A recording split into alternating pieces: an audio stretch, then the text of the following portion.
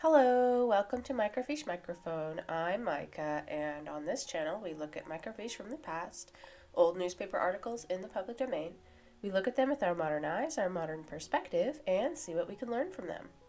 On this microfiche time capsule, we are looking at the Ladies' Home Journal from September 1901. And this article is entitled "The College Scrapes We Got Into," as told by a graduate. I'm assuming a female graduate, since this is a journal for women. However, I may not be. We will find out as we read. I hope that it is obvious. But I thought it would be fun to read just because it is, reading the trouble other people got into, it's fun. Yeah, it's fun. So let's see if the things that they got in trouble for then are things that people still get in trouble for now. I'm guessing most of them the answer is yes. However, there is always the possibility that a handful might be no. Also, I am getting over a cold, so forgive me, my nose is a little stuffed up. That is why.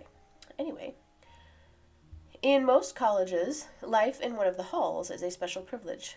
Hence, it is the duty of freshmen to room in private houses till a place is made for them by graduation of the upperclassmen. Oh, interesting. They didn't... It's funny because I feel like that's the opposite today. Most freshmen and sophomores tend to live on campus, whereas after that you can live off campus. So that's interesting that was different back then. In our college, however, the reverse was true. The dorms were not well managed. Consequently, life outside was the rare privilege, and life within the bounden duty of each freshman. Yeah, see, that's how mine was too. Of these dormitories, there were two, and in the one where we were quartered, there were 30 freshmen. While this barracks sort of life had many sorrows, it had full as many joys, and both were very real ones. Chief among the latter was inventing ways to discipline one another. Of these, none equaled in effectiveness stacking a room. To stack a room is merely to harvest all of its contents as the sheaves of wheat are gathered in a field. To stack them in the center. For the person occupying that room, this is manifestly inconvenient. But such inconvenience is a penalty inflicted always for the same offense, the offense of staying out too late at night. Many a student has come home from a ball or party to discover that his classmates, who have not been favored with an invitation, had become his jealous monitors. Really? So if I'm understanding that correctly, to stack a room is then to take all of the furniture and everything and just put it in the middle of the room? Yeah? Yeah, that sucks. Like, you'd have to completely redo your room. That would take at least an hour to put everything back. Does this happen today? I never heard of it happening at my college. So, I don't think so. But of course it could happen in certain areas. Like if it's something that happens at a certain college, then of course I'm sure it still does. But I never heard of anything like this at my college. But then again, maybe I just didn't hear of it. It never happened to me. So, thank goodness. Alright. Another thing is I think it's quite common to have a lock on your door. Was it not common back then? Yeah, maybe that was the issue. One night, Dick Raymond, Lynn Harrison, and I were studying late together. So the fact that they mention somebody named Dick, that is usually a man's name. Lynn is gender neutral, so I'm now assuming that the author is a male. Yeah? It was 12 o'clock. Jack Roberts had gone out that night, had not come home yet. Raymond suggested that we stack the young Lothario's room. Lynn and I were sleepy and protested, but Raymond insisted. How could we get in? He had that all planned. Dick's room was next to his on the north side. He knew a way to climb along the railing of the fire escape and enter by the window. So off we went. When we got in, Dick chose the bed. Lynn took the furniture and I the other things.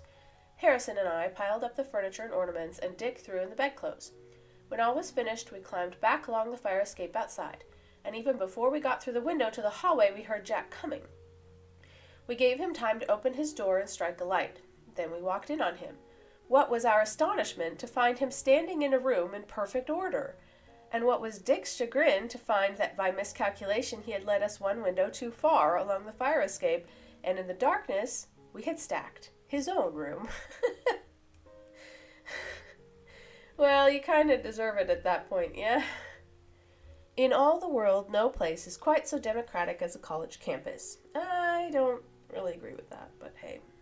Each new class molds itself about one type of manhood, and to this type each member must conform more or less closely, or be queered. Whoa!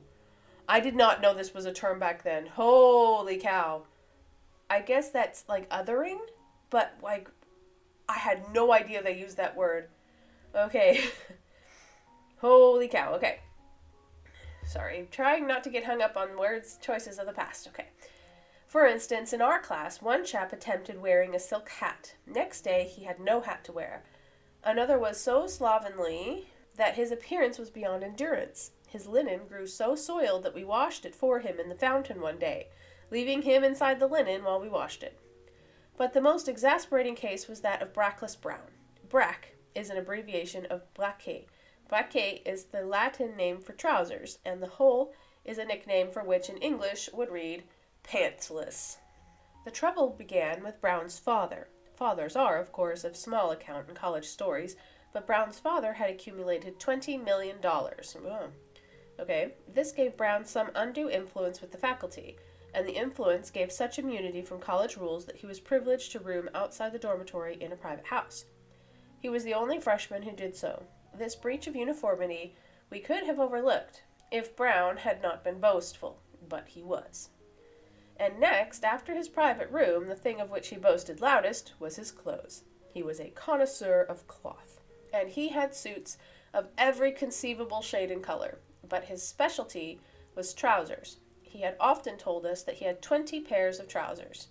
Oh, see, that's funny, because somebody, like, bragging that they have 20 different pairs of pants today, it would be like, so, how it was such a thing back then to only have enough, like just as many as you needed. I believe, if I'm not mistaken, that most people only had like 2 or 3 changes of clothes. Yeah, and they just washed one when it got dirty and wore the other one. Yeah? Interesting. Now, it happened that since none of our fathers had $20 million, none of us had 20 pairs of trousers. See, but I really think that's a common thing today. I think everybody has that much clothes. It also happened that one Saturday we had an outing. A number of the freshmen, with as many girls, were going to a nutting party in the woods. On Friday, Brown spent all afternoon in calling on his classmates and discussing what to wear. We were to start at 8 o'clock in the morning, but when he arose to dress at 7, he discovered that while he slept, 2 thieves had climbed in through the window and had stolen every pair of trousers that he owned. He had no trousers to put on, so he had to stay in bed. He stayed there all day, and in his own private room, luxurious but brackless. Meanwhile, 20 of his classmates, strange coincidence, roamed through the woods in trousers not their own, and asked one another why Brown did not come.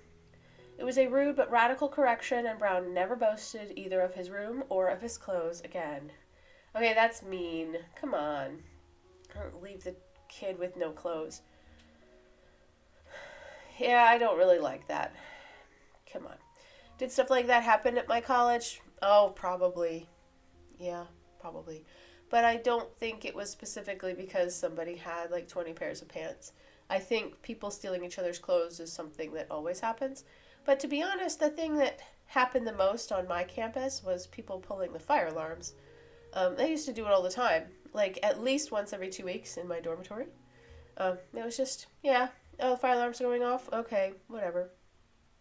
But, yeah. I wonder if they had an equivalent back then. In a college town, the career of the average policeman is of few days and full of trouble, for to the average college student uniforms are but blue cloth, and official buttons common brass. But Michael Finnegan was no ordinary cop. He had continued on the force 5 years, and for distinguished services had been rewarded with a padlock and a chain for his revolver, and was now and then called sergeant. He was a decent man enough in all respects save one. He was ambitious, and to his thirst for notoriety and promotion made a noble academic youth, had fallen prey. There had been attempts at vengeance, and sometimes these had been successful, but they had always been conceived and carried out by upperclassmen. Never had green freshmen scored a triumph. However, Jim Townsend was not a common freshman. He had lived in Cincinnati and, as he put it, had seen a cop or two before.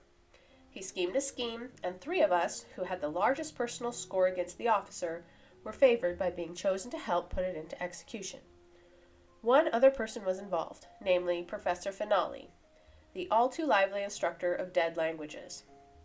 Okay, I'm assuming, Latin and Greek, maybe? Although Greek's not completely dead, is it?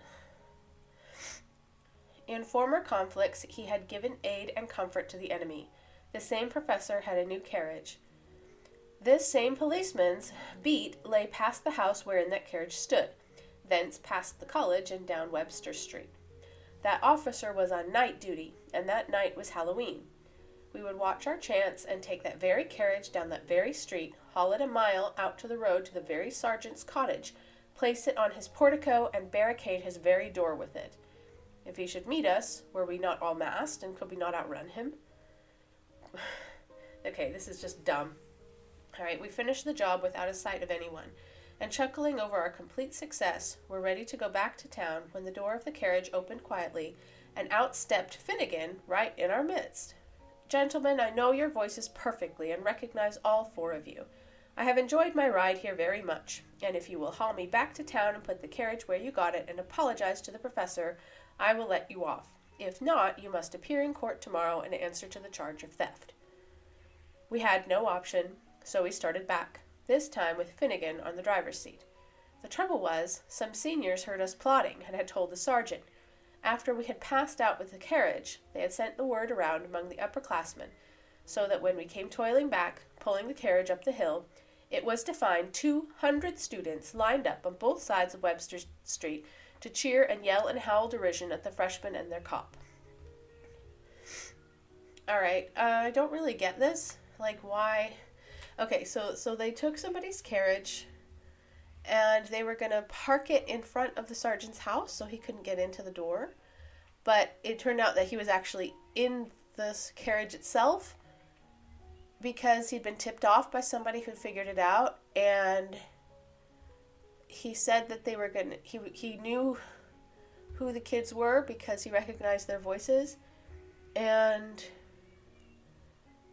But when they came back, 200 students, okay, I sincerely doubt it was 200, maybe 25 students were lining the street to cheer and yell and howl derision. So were they for or against, you know? Like, I don't know, I don't understand. Like, I can't quite follow this story. All right, moving on. New translation of a Latin classic. It is the special province of freshmen to make breaks in the presence of august professors. There is always one department and some one professor celebrated in this one regard. With us, the former was the classics, and the latter was Professor Finale. I meant to mention him earlier. Yeah. It was this professor who thundered at a student one day, "Have you ever answered anything but 'I don't know' since you've been in this class?" And the student, startled into speech, replied, "I don't know, sir." It was he who asked a stammering student, "Do you always stutter?" And the embarrassed boy replied, "No, sir, only when I talk." Oh, see, that's mean. It was under his keen look that still another in prose composition analyzed a Qui Horse and Nox Night Nightmare, and on another day, in sight reading, translated Horace's Absentem Amicem, the girl I left behind me. Okay, see, but I do not speak Latin, so that means nothing to me. I can't judge if those translations are correct or not, but I'm guessing that they're not, considering how they're mentioned. So, most of such slips have little general interest, for they are amusing only as they set off some characteristic of the man who makes them. If the man be a class character, the hit becomes a proverb. Of such men, Arthur Parkinson was sui generis, of its own kind. His name, beginning with P, fell near the end of the roll. This meant that he was compelled more often than the rest of us to excuse his unpreparedness, saying, "That's as far as I got, Professor." One day, Professor Finale had called on him to read the last 10 lines of the day's lesson in Latin. He marched on boldly through the lines as far as he had prepared them, then skirmished still a little further, making attempt at sight reading, But when the sense became involved beyond the possibility of guessing, he stopped abruptly and retreated ignominiously thus. I, Ulysses, saw her, Dido's, heavenly form advancing like a goddess in the sunlight. I sprang towards her, and she welcomed me. Her eyes shone like two jewels of the sea. Her hair fell on her shoulders like the morning sunbeams on Olympus. Her lips I threw my arms about her neck, and that's as far as I got, Professor. The professor, who had listened absent-mindedly, spoke up involuntarily. I think you went quite far enough with her. Quite far enough. Okay, this professor sounds like a bully. So, I'm not that excited about them. I feel like the joke wasn't funny either. Like, would that happen in a college today? Oh, sure it would. Yeah, absolutely. But, like, I'm sorry. Maybe you found it funny, but I just thought that was really lame. All right. A lynx-eyed professor received payment. There are many words in college boys' vocabulary not to be found in any dictionary. By the time one is a sophomore, he knows these all so thoroughly and uses them so frequently that his language is a veritable patois. Okay, that's a regional dialect of the language, especially French, usually considered substandard. So it's like pidgin, yeah? All right. And of all the words arising from a various use of metaphor, no one is so expressive to a soph as cribbing. This word is borrowed from a code of thieves' slang, and when applied to an examination, means carrying information into class on other tablets than the ones of memory. Are you serious? Cribbing is cheating. Like, you just say cheating, you know? Let's be honest. No manly fellow will ever crib for the mere sake of cheating, but no boyish boy will ever fail to crib if the case becomes a test of whether he can do it. Oh, great. Where a professor has put students on their honor, I have never seen his confidence abused. But where he dared the boys to cheat and spied and watched and threatened, I have never seen one who could not be beaten at his own game. It is simple enough. There are 40 pairs of eyes to one. It is a mere question of majorities. All right. Yeah, I get that. Like, at the college I went to, we had an honor code that we had to sign to say that we didn't cheat on an exam. We could actually take it almost anywhere we wanted. I usually went to the library. Sometimes I stayed in the classroom. But yeah, like, there were different places you could go. And then at the end, you would sign an honor code saying that you hadn't used any outside help that you weren't allowed to use. So, but if a professor stands there and says, I dare you to cheat, and then I will catch you every time, of course people are going to try. Duh. All right. Of such spies was Professor Marvin. The whole examination season was with him one quest for cribbers, and his every look became a challenge. One morning, when Lynn Harrison was about to rush down to an examination in mathematics, his landlady asked him to stop and pay a bill for her on his way down. He dropped the bill into his side coat pocket and forgot about it until the middle of the period in classroom. He was writing answers to examination questions when suddenly the thought of what he had forgotten struck him. Involuntarily, he whipped out the bill and looked at it. Professor Marvin's eager gaze lit on the paper, and Lynn noticed his suspicion. It was a chance too good to let slip. He looked as guilty as he could and put the paper back in his pocket. The watchful Cerberus bore down on him with, "Let me have that crib." Lynn feigned surprise, embarrassment, and fright, each one in turn. "Is it yours?" "No, sir, it is not, Professor." "So much the worse. Give it to me." "It has nothing to do with the examination, sir." "Do not lie to me. Are there figures on it?" "Yes, sir." "Give it to me this instant and leave the room." Handing him the paper, Lynn walked out, in disgrace. The class sat breathless while the eager, angered professor opened the paper. He hesitated, but when forced by the compulsion of his own dilemma, he read off, 13 pounds beef steak at 14 cents, $1.82. 22 lamb chops at 7 cents, 1.854, received, blah, blah, blah. But by the time he reached the formal phrase appended at the bottom, a great burst of derision told him that in terms of the class's ridicules, he had received payment. Sheesh. She was just trying to pay her bill. I actually looked it up, and back then people used to send cash in the mail. So I'm wondering if she hadn't enclosed cash. Yeah? Or is this like her asking to be paid. That's another possibility. Like if she also had a butcher shop or something. I don't know. So that's slightly confusing to me, but it is funny that he was like, it's like reading notes people pass in class aloud, and if it's a really funny one, then, you can get your own Mac, Trapping a professor by telegraph. Not long after this, Professor Marvin was to be married. The lady lived in Cleveland, and the students that loved him were not, of course, invited. But they determined that in some way he would hear from them, and he did. On the day appointed, the professor took the train at 10 a.m., due to arrive at Cleveland at 12:30 p.m. About 11 o'clock, Jim Townsend rushed to the telegraph office and sent off this dispatch. Oh gosh. Okay, Chief of Police, Cleveland, Ohio. Man coming on train, number 6, tall, well-dressed, frock coat, silk hat, side whiskers. Escaped lunatic. Hold. Shrewd, therefore beware. Strange case. Will say name Marvin, mistake. Thinks he is professor in a college, delusion. Escort to home of friends at number whatever Euclid Avenue. That's a horrible prank, because back then there was no way to confirm it. I don't think this is a good prank at all. Like, you're gonna get him arrested. Ugh. Like, if you're gonna make him late to his own wedding, I think that's horrible. This message reached its destination long before train number 6 reached Cleveland, so that when Professor Marvin alighted, it was to walk straight into the custody of 3 detectives. They would listen to no words of reason, but escorted him out to the house on Euclid Avenue, which proved to be the home of his intended bride. Now that was mean, but so was Professor Marvin. It was original. So was Jim Townsend. The trouble all came later, and was due not to his ingenuity, but to his enthusiasm. 10 members of our class were called before the faculty. The faculty knew well enough that only one was really guilty, but which one?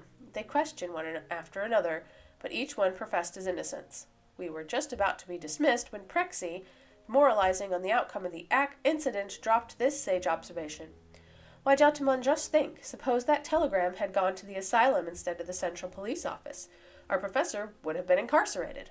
The bare suggestion struck Jim with such violence that in an outburst of enthusiasm he gave away his secret by crying, "By Jove, why didn't I think of that?" Because sending him to his fiance's house wasn't that big a deal, and it got away with just being a prank, but if you had sent it to an asylum, then that would not have been a prank, and you would have been arrested for it. So, how about you don't think of that, yeah? Sheesh. I don't appreciate that prank. Like, I'm not a big fan of pranks anyway, but if they're gonna be pranks, at least make them harmless. But actually harming someone because of a prank is not funny.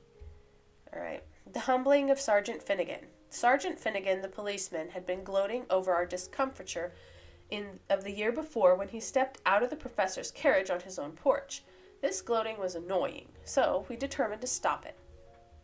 Now, in every college, every year, there is a custom by which a certain seasoned sophomores attempt to paint their class figures in their class colors away at some high point in sight, but just out of reach of jealous juniors. The challenge thus implied is to the juniors to remove 95 or whatever it may be.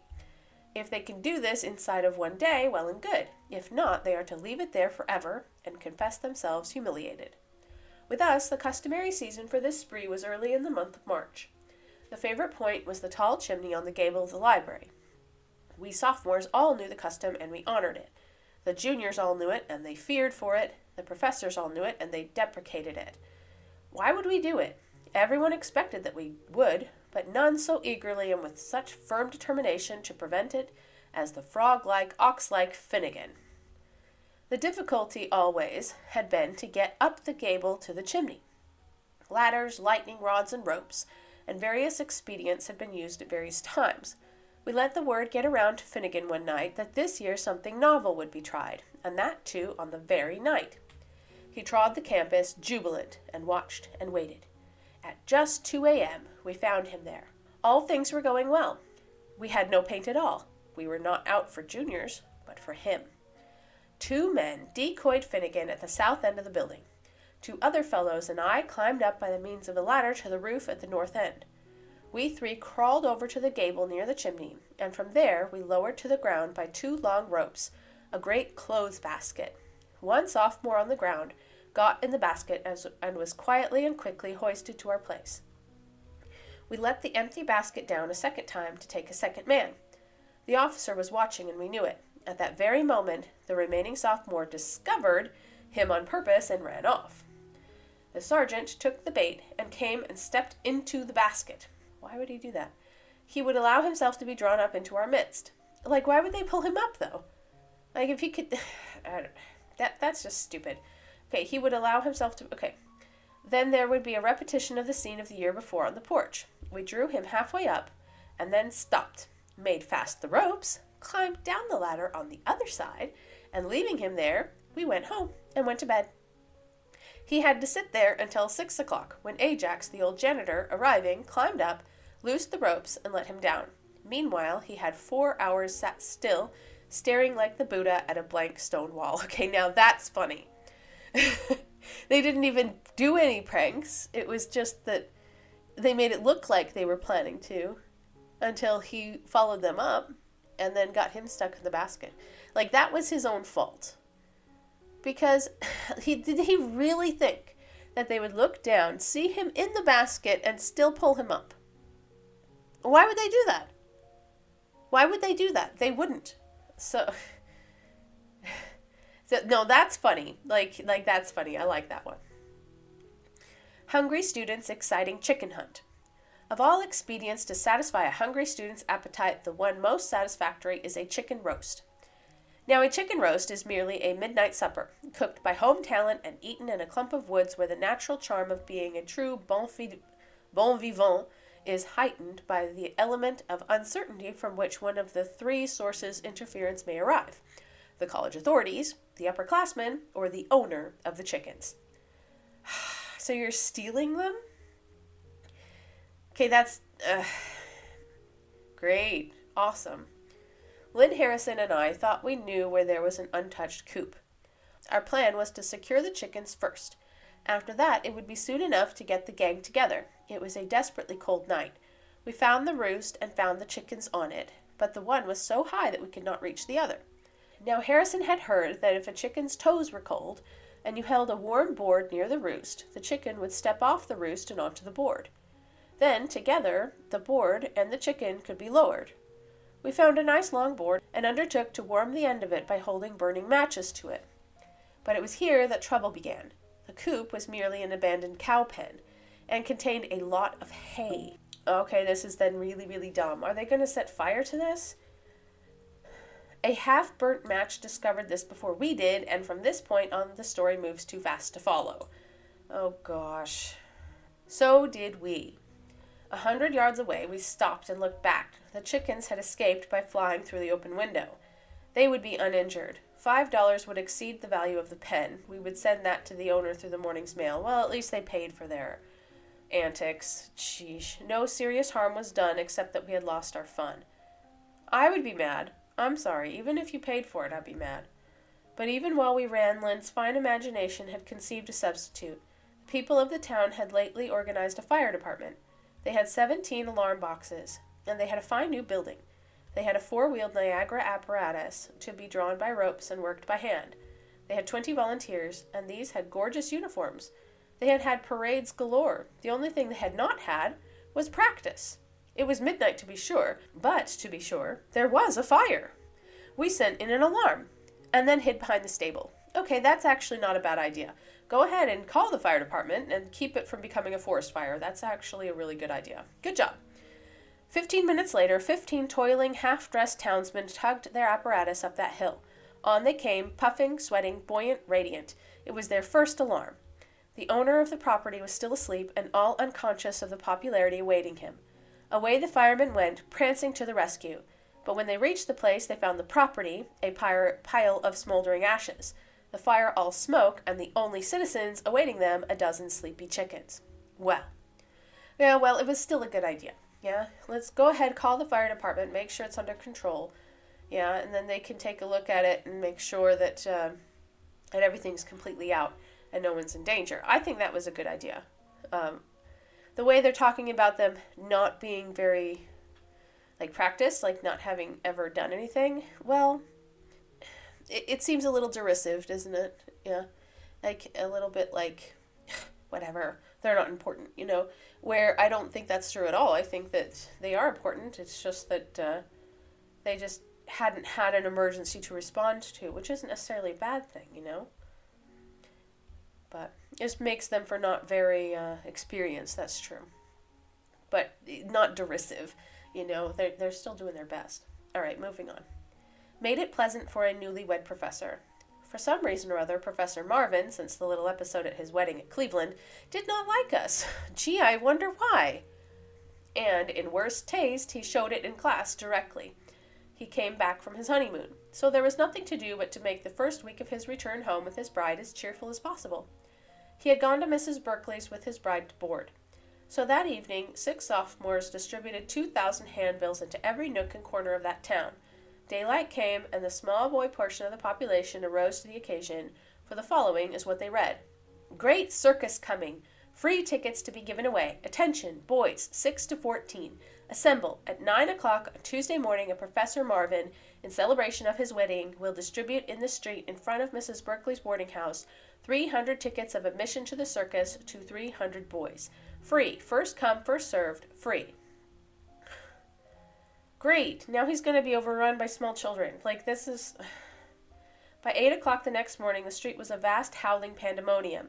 The noise was deafening. It took the whole police force of the town an hour to find what the trouble was and set things straight. And strangely enough, the professor was not at all polite in class that day. Gee, I wonder why. The way that you're provoking him and you expect him to be kind to you, why do you think he's mean? Because people do crap like this to him. Geez, if you would back off, maybe he would. A surprise at the seniors' banquet. The seniors were to have a banquet. Their wish was to have something good to eat. Their device was to have Zig provided. Zig, huh? The matter was 10 gallons of ice cream. This banquet was the one the faculty gave to the senior class each year, and was the greatest function of an average student's college course. The one thing above all others was that all juniors were willing to risk their lives, their fortunes, and their sacred honor to accomplish was the theft of that ice cream. It had been done, but not for 5 years past. The wish was so well known, and the attempt had been so often made that the guardianship of that ice cream was absolute. We juniors had known of the custom always in all other classes. We had known times when 5 seniors had stood guard in Prexy's pantry for 5 hours, and we had known at least 2 junior classes who had tried every conceivable method of deceit, cajolery, and violence on butlers, waiters, cooks, and watchmen, all without avail. Matters had come to the point where the feat was simply impossible. That year everyone was expectant. Everyone was vaguely hopeful, but the uniform decision was, it simply couldn't be done. Couldn't it? That was the query that for 6 weeks had perplexed and baffled 6 of us. We talked and planned and schemed, but all to little purpose. We had one last final conference in Raymond's room that night before the banquet, and were ready to give it all up when Dick suggested something. Why not get it before it reached Prexy's house? Because they would know it then and order more? But if they didn't know it? We knew that Zig's great covered caravansary, would move up Webster Street with the refreshments, cream and all, at about 8 o'clock, just after dark, which meant just before that hour Dick Raymond, dressed as a decrepit poor old woman, took up a position by the roadside at the point about 100 yards from Prexy's house, while we 5 hid behind the bushes, down the road some 25 yards, and waited. We had with us where we lay 2 other 5-gallon freezers, exactly like those Zig used, the only difference being that while his were filled with ice cream, ours were filled with mud. On came the wagon. We lay low until it passed, and then fell in close behind it.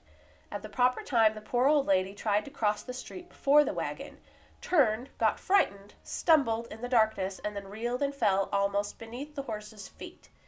The driver and 2 seniors who rode with them, as a safeguard, jumped down from the seat and went to her assistance. They were good, well-meaning mortals, and they did the best they could to help her. She had fainted from the fright, and it took them 5 minutes to revive her. Geez, his costume must have been really good. Meanwhile, we were so busy just behind that wagon, and at 12 o'clock, when a committee of 4 seniors who had taken turns in standing guard about those freezers in the pantry opened them, they found them filled with something black. Okay, now that's funny too. So, that's a genuine prank, that sounds like a tradition, one that they always tried to do. And, they managed to do it. So, good job. I think that's a funny prank, yeah. So, some seniors didn't get some ice cream. They'll live, yeah. An initiation that was not a success. There were 5 regular Greek letter fraternities in college, but besides these, there was one other secret society known as TNE. The personnel of this comprised selected members chosen, 2 each, from the other 5.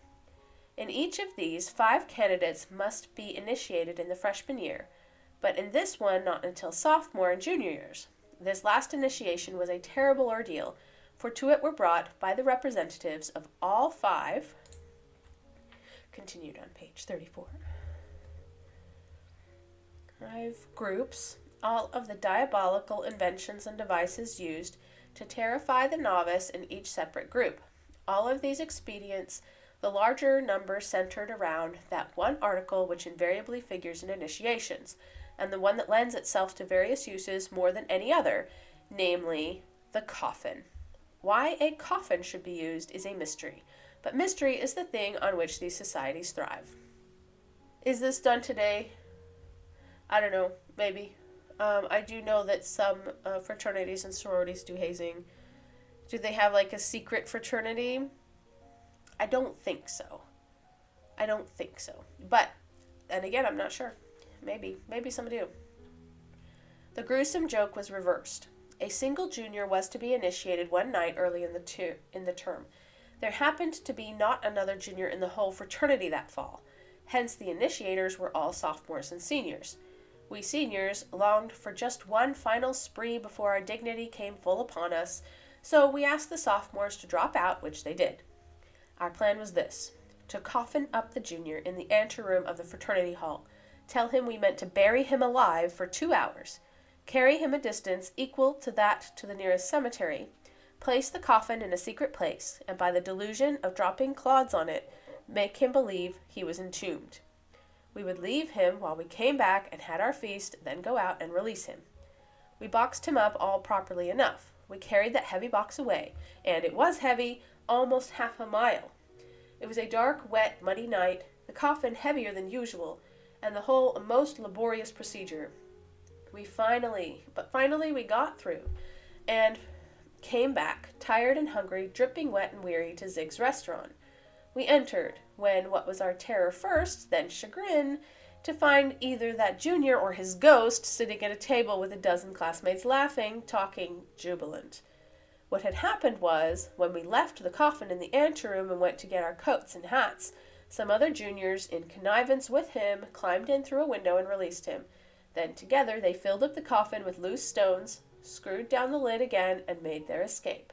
And we had carried those stones. Okay, now that's funny. Good job. Interesting that they already kind of knew what was going to happen, so. Alright, memories of old college days. On the morning of March 13th, 1899, some news of special import from the Philippines went coursing through the veins and arteries of the Associated Press. It was that in a certain half-hour's fighting, 37 members of a certain company of volunteers had been shot, killed, and wounded. Scattered through 6 different states that morning, 9 men read a name on that list, and for the first time in all their lives, grew serious. The bearer of the name was sent on sick leave to his home in Pittsburgh, a medal for special bravery on his coat lapel, and a Mauser bullet in his head. Sheesh. I'm assuming they know this person. One morning I walked into the sick soldier's room and found him sleeping. For an hour he lay thus. He turned on his elbow and awoke delirious. Why, Shorty, is that you? Did we score? Did that scheme work?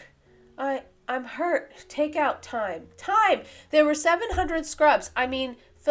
Filispanios in the rush line when the game began, and they meant to murder us. The half was nearly up. They were inside our 5-yard line. We lost the ball, got out of ammunition. Score was 13-15-19. Dead men. It was our last down. I knew a scheme would work. I asked the captain. Where were you? I must have had to give the signals. We worked a flying wedge with a long double pass, and then I got out and ran for it. I had all our ammunition and had dodged their full back coming in. The men were cheering. Oh, but it was glorious. I must have gone out of bounds for, my head. I think did we score? I know I got there just in time. And with his teeth set in the old way and that old trickery smile triumph on his face, he fell back on the pillows, dead. Holy cow! I did not expect that ending. Okay. Like the way he's talking, mixing up like what sounds like a football game with fighting in the Philippines, like that is crazy. Like he clearly had a bad head wound. I'm surprised he lived long enough to get home. But he did also die very suddenly. Interesting how the brain completely mixed up the two completely separate events that are absolutely not at all related. Wow. That's a little heavy. If he was trying to tell funny stories, that one wasn't it. But I feel really bad for that person. The pathos of an empty chair. On the day we buried him, the pallbearers were Messrs. Raymond, Harrison, Parkinson, Roberts, McMillan, Swift, Dawson, and Morris. One other classmate read the burial service. That night, we tried to have a little supper at the 7th Avenue Hotel. It was the first day all of us had been together since class day. It probably will be the last. We sat down, but by some mismanagement, 10 plates were laid instead of 9. We tried to talk, we tried to eat, but somehow we couldn't. The waiters took away the first course and brought the second. We tried again. It was no use. Just then a man passed down the corridor outside toward the elevator. The second hush had fallen on us when there came a single exclamation. Down! With one accord we all looked into each other's filling eyes. Then, trying to avoid each other's gaze, our visions focused on Jim Townsend's empty chair. We arose in silence and left the room. There were no joys so keen as those which we 10 men had known through 4 years. There is no sorrow so keen as that which we 9 knew that night. Wow. I was not expecting such a heavy ending. But I imagine living in a time when young men were prescribed into the army and fought in different wars. Yeah, I imagine that they took that very seriously, yeah? And that it often happened that one of them didn't come home.